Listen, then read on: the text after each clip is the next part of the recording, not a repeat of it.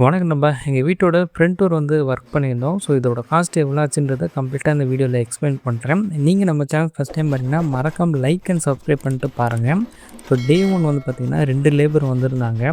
So door வந்து 10 இயர்ஸாக varnish பண்ணாதனால கம்ப்ளீட்டாக வந்து ஆக்சிடைஸ் ஆகிருக்கு.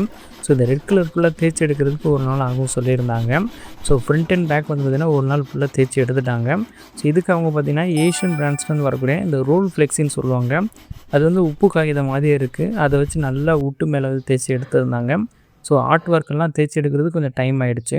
ஸோ இந்த ஃப்ரண்ட் அண்ட் பேக் ஃபுல்லாக தேய்ச்சி எடுத்ததுக்கப்புறமேட்டு அந்த ரெட் கலர் போயும் நேச்சுரல் கலர் வந்துருந்துச்சு. அதோட ஷார்ட்டை இப்போ நீங்கள் ஸ்க்ரீனில் பார்த்துட்டு இருப்பீங்க. ஸோ டே 2 பொறுத்த வரைக்குமே ஒரு லேபர் தான். ஸோ யூஸ் பண்ண மெட்டீரியல் வந்து பார்த்திங்கன்னா ஷென்லாக்கு என்சி தின்ன ரெண்டுத்துமே மிக்ஸ் பண்ணி 1/2 hour ஒன்ஸ் வந்து பார்த்திங்கன்னா ஃப்ரண்ட் டோரில் வந்து அப்ளை பண்ணியிருந்தாங்க. இது யூஸ் பண்ணுறதுக்கான ரீசன் வந்து பார்த்திங்கன்னா தேய்க்கும் போது ஸ்மூத்னஸ் வந்திருந்தாலுமே சில இடங்களில் வந்து சிப்பிங் இருக்கும். ஸோ அந்த இடத்துல நம்ம போய் இந்த ஷென்லாக் வந்து ஃபிக்ஸ் ஆகும்.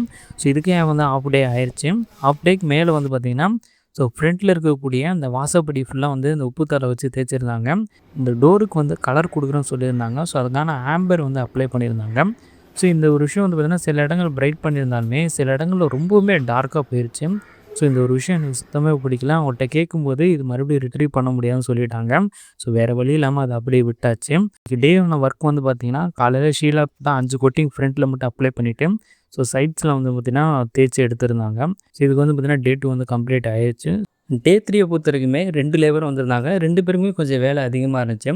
ஒருத்தர் வந்து வுட்டோட பேக் சைடில் வந்து பார்த்திங்கன்னா கம்ப்ளீட்டாக 4 கோட்டிங் ஷீலாக்கு அப்ளை பண்ணிவிட்டு ஸோ வார்னிஷுமே அப்ளை பண்ணிட்டாங்க. ஸோ 2 பேருமே சேர்ந்து ஃப்ரண்ட்டில் இருக்கக்கூடிய அந்த ஆர்ச் எல்லாமே வந்து தேய்ச்சி எடுத்திருந்தாங்க. கொஞ்சம் சிரமமாக தான் இருந்துச்சு. அதே சமயத்தில் ஷீலாக்கு அப்ளை பண்ணிவிட்டு பியூட்டிஃபிகேஷன் ப்ராசஸ்க்காக பெயிண்ட் ஷீட்டை வச்சு நல்லா தேய்ச்சி விட்டுட்டாங்க.